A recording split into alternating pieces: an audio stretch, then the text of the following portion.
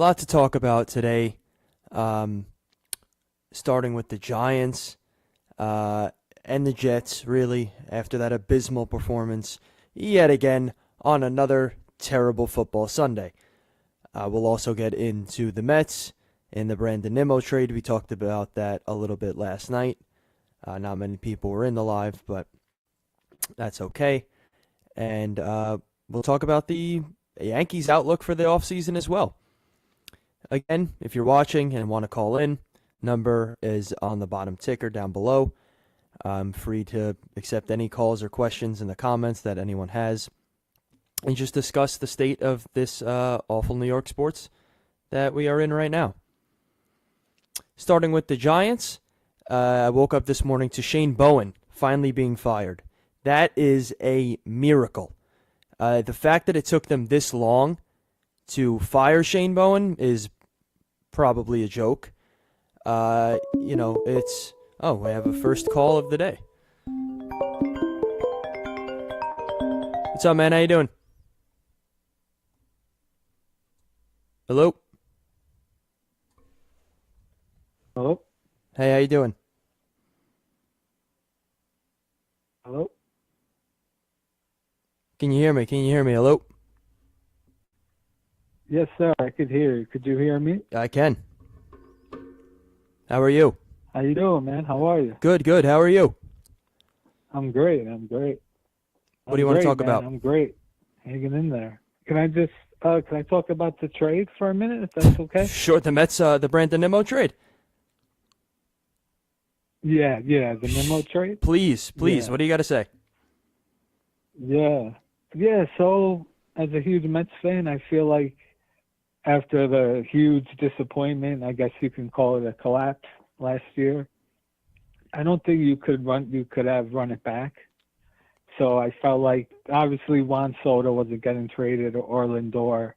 So I kind of felt like Nimmo was the guy that was probably going to be 100%. moved. So yeah, I felt like it was pretty clear that was the guy, So Now, let me ask you a question. Let me ask you a question. So, because Nimmo was the one getting moved, we all kind of knew a couple weeks ago that he may get moved, right? Do you think that Simeon is a okay return for giving the 5 years, 115 he had left on his contract? Simeon's got 3, I believe. 3 years, 72. Yeah, so and Nimmo had 3 extra years, right? Yes, And or Simeon, two 3 extra more years. Yeah, 2. Oh, two. Yeah. Got you. I mean, he had a great year defensively. I know his offense definitely slipped last year. I believe he hit about 230. So something around that, 227. Yeah, it's probably not the ideal, return. But I'm also waiting to see what the next move is, because now there's obviously a clear hole in left field. But there's definitely some good names out there. So right now, I would definitely assume they're going to go heavy in the left field market. You have to. And listen, this is like a breath of fresh air to hear this coming from another Met fan, because a lot of people are really pissed off about this trade. And I think on face value, it's like, Simeon for Nimmo is not the best trade. You're losing a lot offensively. Yeah. But that's only if that's the only move they're making. Like, clearly they're going to fill that gap in left field. Exactly. Like, they're not just going to leave it empty. Exactly. Like, it just, people are very emotional. And I get it. Right. Nimmo's a lifelong Met. He's come up through. But like you said, listen, this core wasn't doing it. Yeah. How long are we going to watch the same loser, pathetic team? How long are we going to watch it? I can't take it anymore. Right. No. Nimmo was the guy. 100%. Was going to go. 100%. Yeah. So listen, like you said, it's not like the old Mets where they make a trade and then they're going to leave that hole. No way. They're going to get. I would be very surprised if Bellinger or Tucker were not in New York Mets. Oh, 1,000,000%. One of the two. Yeah. Or maybe even I saw that Tatis's name was being floated around. That's a little out there, but I mean it's possible. It most certainly is possible. Yeah.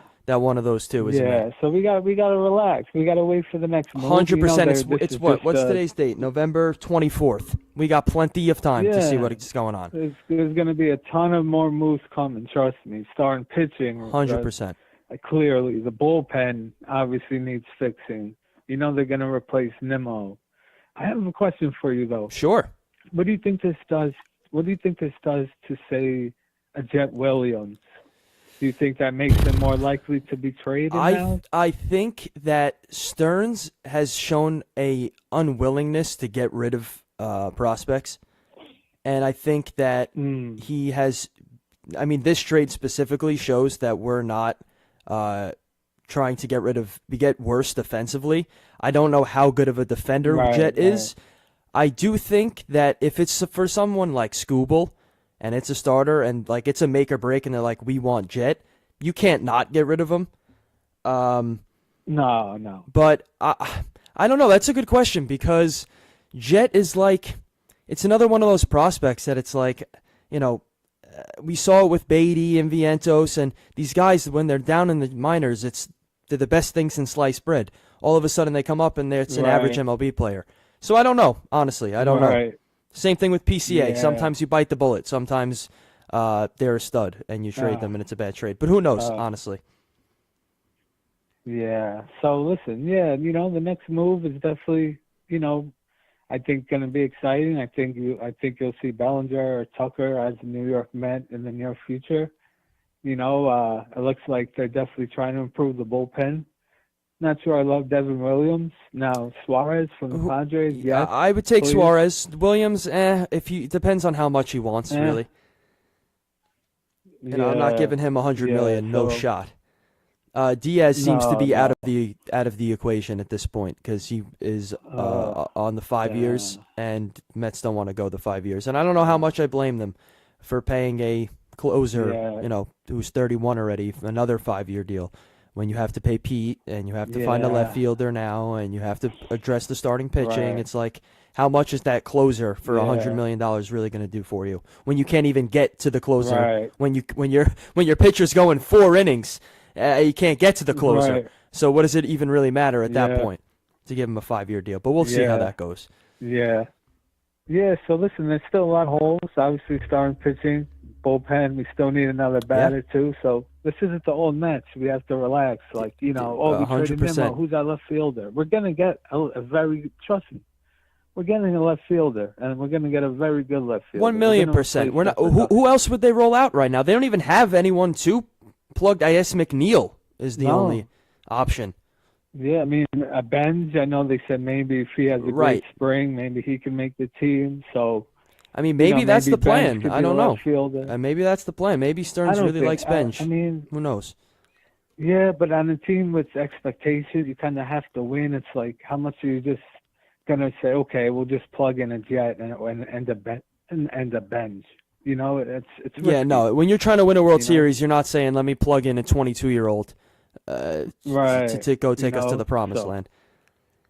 Yeah, right. So, it's going to be a super, super exciting all season for the Mets. Ton of really moves is for sure coming. So, let's just relax. Yeah, we lost Nimmo, but we're going to get a very, very good left fielder. I couldn't agree more, my friend. And also, before I let you go, I wanted to let you know that you are my actually first caller in this in my live stream. So congratulations to you on that. Nice. Look at that. Nice, man. Yeah, my name is JJ. I'm from Brooklyn. JJ from Brooklyn. Yeah. Make sure to write that down. Look Glad at that. to be the first caller, man. Look at that. I love it. I love it. Man. Yeah, I'm a Mets, Jets, Knicks, Rangers. Oh fan, boy. So Oh boy. I feel for you. My goodness. I'm scarred, Anytime I hear Jets, Mets, I'm sorry. Yeah, not easy. All right, JJ from Brooklyn. Yeah. Thank you for the call, my friend. Yes, sir. Have a good one. Appreciate you, my man. Have a good one. All right, that was JJ in Brooklyn. First ever caller on Five Borough Sports history. Great guy, great guy. So, yeah, I mean, I agree with everything he was saying. I know no one was in here to watch that, but I agree with everything JJ was just saying. The Mets are not going to leave a left field position vacant Maybe they go bench, maybe they don't. I think Benj will be up, but I don't think he'll be asked to be the starter. Um, yeah, so I think every Met fan needs to calm down. On the surface, this is not a good trade. I understand. Simeon is not as good a player as Nimmo is. Yes, you could look at the WAR over the past 2 or 3 seasons. If Simeon's a better defender, cool. But that doesn't really mean anything when it's November 24th, as we were just talking about, and we haven't. That's the first move the Mets have made all offseason. There's more to come. If that's it, sure, I'll let you complain about it. If that's the only move they make, I'll let you complain about it. But that's not going to be the case. I can almost guarantee that. All right, let's move on to the Giants. I was going to start with them, but, we got a little redirected with the Mets there, but that's okay. I'll talk Mets all day. Giants fire Shane Bowen. How did it take so long, guys? How did it take that long to fire Shane Bowen? The Giants have had the defensive collapse of all defensive collapses yesterday. That would probably go to the Broncos game. But another 10. I just made a video about this a week ago. You have another 10-point lead, blown again. A 10-plus lead, maybe even yesterday. I forgot what the highest they were up by was. But my God, the fact that it took this long for Bowen and Dable to be gone is the unseriousness of this Giants front office. Because it is an absolute joke that it took them till, November 24th to fire Shane Bowen. The guy has no clue what's going on. He's dropping Abdul Carter back. He's dropping him back in coverage. He's not a coverage linebacker. He's a D-end. Get that guy rushing the quarterback every play like Micah Parsons. You don't want him covering a slot receiver. That's terrible. Soft cover 3 they're playing. It's a joke. They're just allowing the other team, just handing them 30 to 40 yards every play. Other than the defensive collapses and Bowen finally being gone, this has got to be the best 2-9 football team that has ever existed on planet Earth. It has to be the best 2-9 team ever. Because if I look at their schedule and I look back at these games that they've blown, they could legitimately have 5 to 6 wins right now. And how sad is that? They could be in the wild card race or even in the wild card with the outside shot of the division. Instead, they're 2-9. 2-9. Clinching another losing season. Listen, the only thing that separates this Giant season from other 2-9 Giant seasons is the fact that the Giants actually look competitive. There's talent on the roster. And maybe this head coaching change and OC change and DC change, maybe it'll shake it up a bit next year. For the first time in forever, it feels like the Giants have a future despite being 2-9. Does, that mean anything right now? No, because they're 2-9. In the near future, this team should be good. You got Scatterbo. You got Dart. You got Neighbors. You got Carter. You got Burns. You got Lawrence. You have guys. The talent is there. Like it hasn't been in the last 15 years. They finally have the talent. They've put together a good roster. Winning part, still haven't figured that out. As for the Jets, oh man, what a clown show. What a clown show. Defense looked good against Lamar. I guess the 2-time MVP, Lamar Jackson, he really wasn't on his A game. I don't know if I really attribute that. I don't know if I attribute that to the Jets playing good defense or Lamar just not having that good of a game. To me, it seemed like the Ravens just weren't all that serious about winning yesterday. I mean, they wanted to win, but they just didn't take the Jets seriously, I should say. And why should you? Why should you? They're a joke. They're a joke dumpster fire clown show organization, and they probably won't ever win a thing. Unlike the Giants, this Jets team, you could argue with me all you want. I don't see a future. What is the vision here? You have another top 5 pick guaranteed this year. You'll probably take a quarterback. They'll probably mismanage him and not develop him correctly and to put no pieces around him, not put him in a position to succeed. Ask him to be the savior of the franchise. He sucks. Then they release him, cut him, trade him, whatever. Then he goes to another team and he revives his career. That's the Jet way. That seems to be, it's almost like that's what they want to do. It's a never-ending cycle. Maybe Mendoza, if they take Mendoza, maybe he'll be that factor to turn that around. And maybe, the Jets will finally find the stud quarterback. They've never had one. Yes, you've heard me. They've never had one. Joe Namath might be the most overrated player in NFL history. But, everything being said, another terrible loss. Offense, you can't even watch the Jets. Like the Giants, yes, it's terrible. They blow the lead.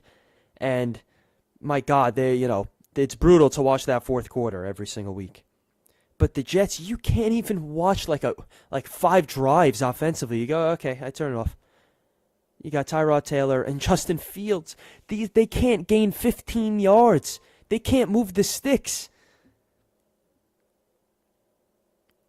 I don't know how you Jet fans, I don't know how you watch the whole game. If you do, God bless you. They're terrible. They are absolutely awful. Oh, yes. My another point with the Jets. Is Glenn a one and done? He sure seems like it. Whether you want to put this on Glenn or not, say it's not Glenn's fault, they have a bad roster. I understand. I understand that completely. But I go back to a video I did when I first started this page. And I talked about how nor the Jets or the Giants should be taking steps backwards this year. Now, while the record says the same for both teams, 2-9, it is very interesting to me to see that actually, you know what? It's not interesting, but it's, I guess, expected that the Jets took a step back. I mean, you could argue the Giants did too. They're still 2-9. Again, you're only as good as your record says you are. We've all heard that saying before. But as I've been saying this whole time, Giants look like the near future is good times ahead. The Jets, on the other hand, they look like they went backwards. Again, they went backwards. They're that bad again. And yes, back to Glenn. I understand that all of this is not his fault. And sometimes, you don't have the best roster around you. And you don't have much to work with. And you do have a bum quarterback. And you do have a bad owner. And that is a fair argument. But I wanted to see him whoop them into shape and progress them as a franchise. I go back to week 3 or 4, whenever it was when they lost to the Bucs. And I got on here and did the same thing. I criticized him because what was he doing after that Jets-Buccaneers game? Does anyone remember? Does anyone remember what Aaron Glenn was doing after that Jets-Buccaneers game? Oh, sorry. Clapping. Clapping because they lost the game. Then got on the podium afterwards. Got on the podium and said, this ain't the same old Jets. Not the same old Jets. Well, fast forward to week 12 and you're 2-9. So it seems like the same old Jets to me, pal. That's what it seems like.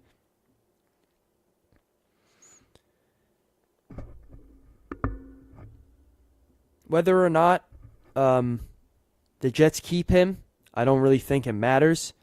Maybe you want to keep a familiar face in the same way the Mets and Yankees are doing with with Mendoza and Boone. Sometimes you don't want that revolving door all the time. You don't want someone,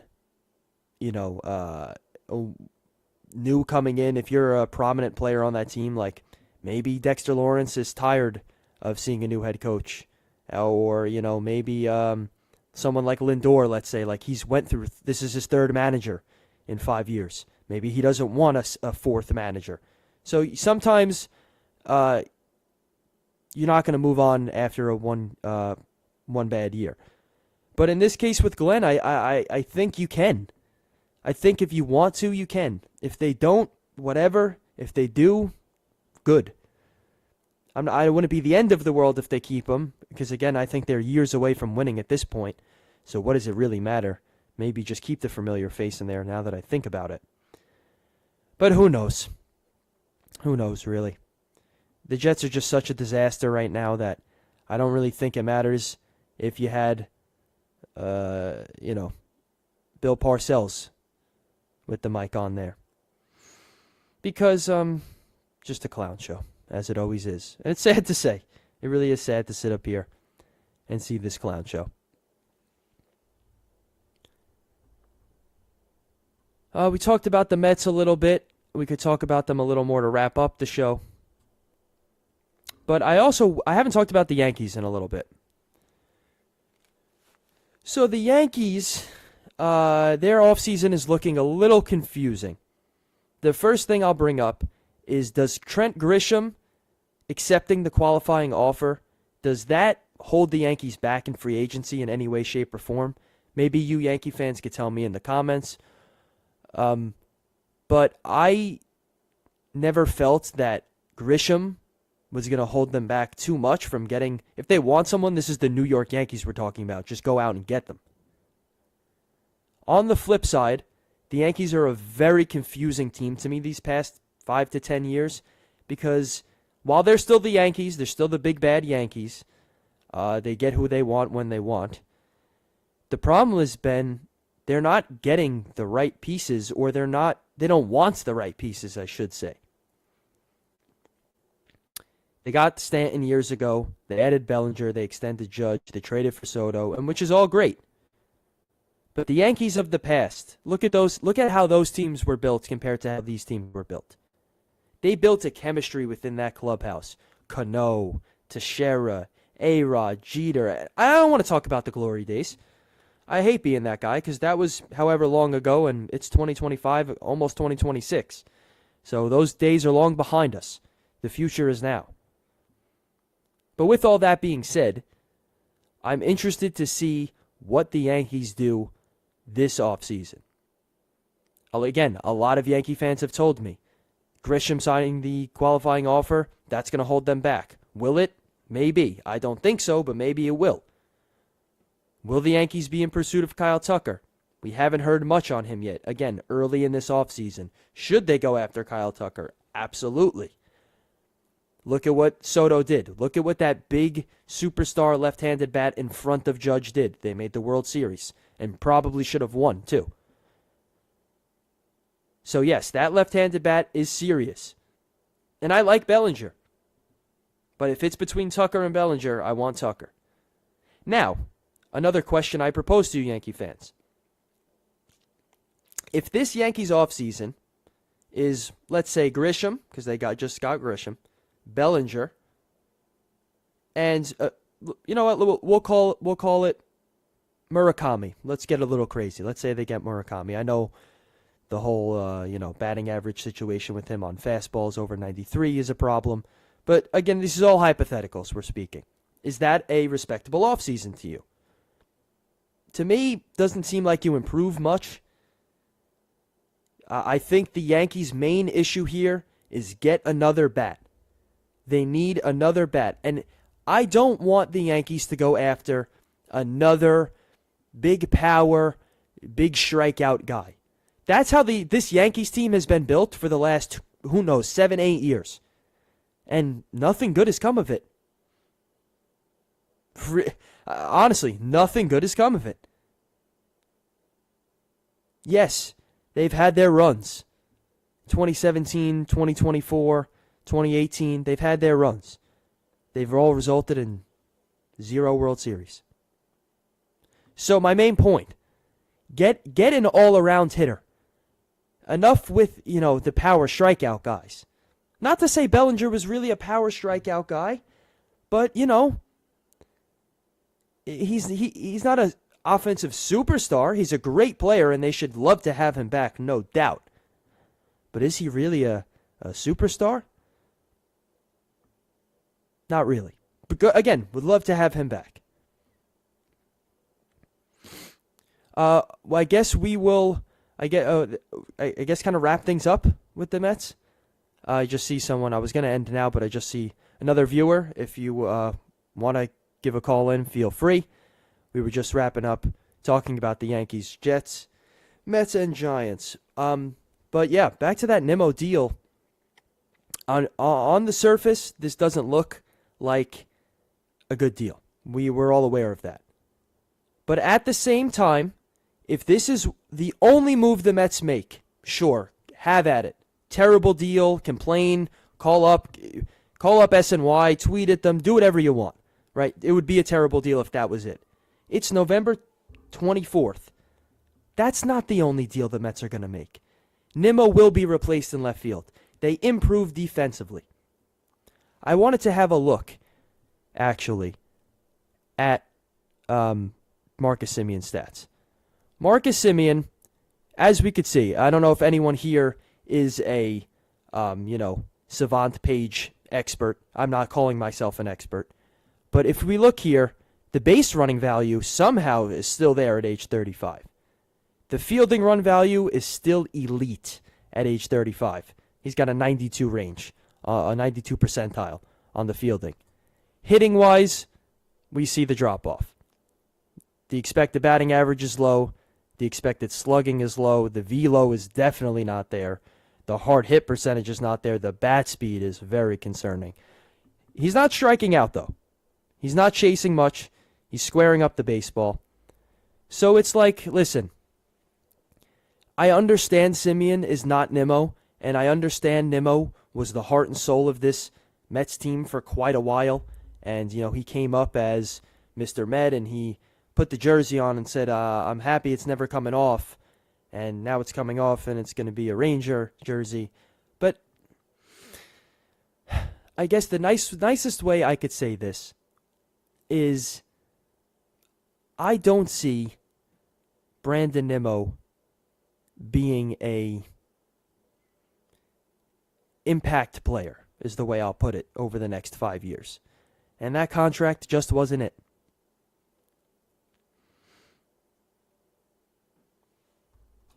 And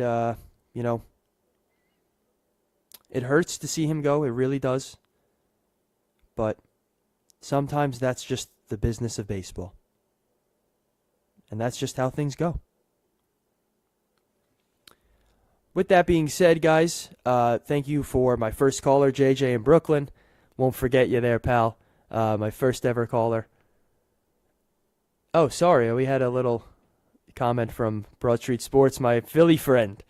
Yeah, I know, Philly. He's not in here now, but he said the Nimmo deal frees up cap space, doesn't it? And it allows you to sign other guys. Yeah, 100%. It frees up, I think it was around $30 million. So freeing up $30 million, that's going to really, over the next 5-6 years, that $30 million is going to be used. And Nimmo's as average gets. I said the same thing yesterday. I say the same thing now. I'll say the same thing in 50 years. Nimmo is as average gets. All right, again, thank you guys very much. JJ in Brooklyn, if you're out there watching this, thank you very much. First ever caller of Five Borough Sports. It's meant a lot. Hope to see you back. And we'll try to do a show, I don't know, maybe again tonight. Maybe tomorrow afternoon. We'll see how it goes. Again, thank you to everyone for watching and tuning in, and we'll catch you guys on the next one.